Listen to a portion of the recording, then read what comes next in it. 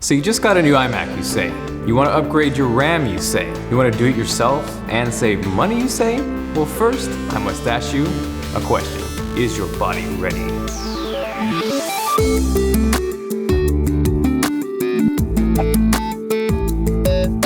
So what's up guys, Jonathan here with TLD, hope you guys are doing well. And before I get to my iMac 5K review, I wanted to first upgrade the RAM, so that's what we're gonna do today. Now I'm sure by now most of you have noticed, this is a new spot. We actually moved into a new studio for shooting, so that kind of put a little delay on things for the first couple weeks, but now we're back set up in full force, and now you guys can expect the videos to roll out. So a few weeks back when I had tweeted out my configuration of my iMac that I was picking up, a few of you had asked why I left it at 8 gigabytes and why didn't I max it out at 32, and to put it simply, Apple charges too much. Right now there's pretty much 4 different options you can go as far as upgrading your RAM. You can do it straight through Apple, which is gonna cost you the most, and I would not recommend it. You can go through OWC, Other World Computing, Crucial, or even Corsair. If you were to go through Apple right now, just to bump it up to 16 gigabytes, it's gonna get you 2 8 gig sticks. That will run you $200. Now to jump up to 32 gigabytes, that's gonna cost you a whopping 600 George Washingtons. Now for me personally, I went ahead and went with 2 16 gigabyte Corsair Vengeance 1600 megahertz kits. For one kit, it's gonna run you 136 bucks, or for 2, which I opted to go for, that's gonna set you back 272 bucks, which is still considerably cheaper than Apple.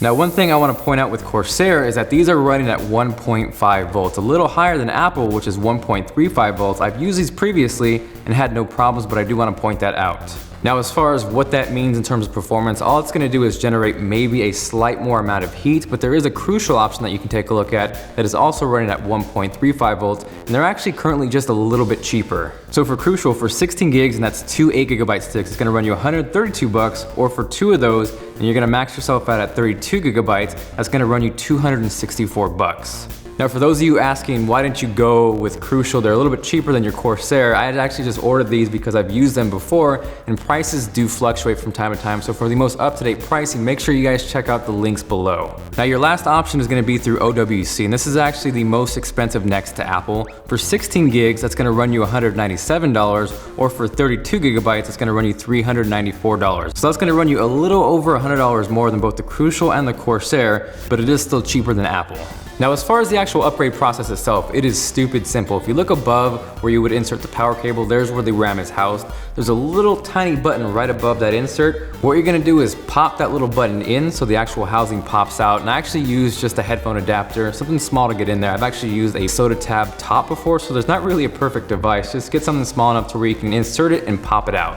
Now once you're inside, on the back of the plate that houses the RAM, Apple actually includes instructions. So there's 2 little tabs that we're gonna kind of pop open. That's gonna slide everything down, and you're first gonna remove your old RAM if you're gonna max everything out. So we're gonna take out those 2 4 gigabyte sticks. Once those are out, then we can begin to install the new one. So this time we're gonna max everything out. We're gonna start from the bottom and work our way up. And once everything's in there, now we can cap it up and close it up, power it back on, and then from there what we're gonna do is boot up and make sure everything is working and installed properly. What you can do is go up to the top left-hand corner and go to the About My Mac section and just make sure all the RAM is recognized. So in this case, we installed 32. We just wanna make sure that all 32 gigabytes is seen by the iMac. Obviously here it is, so we're all good. So there you see, it is really simple to do that yourselves. Hopefully you don't mind taking this route and saving a little bit of money. If you guys did enjoy this video and found it helpful, definitely feel free to hit that like button. Now as I close this video, I just want to quickly talk about why you might need more RAM, because I've seen comments on Instagram, Twitter.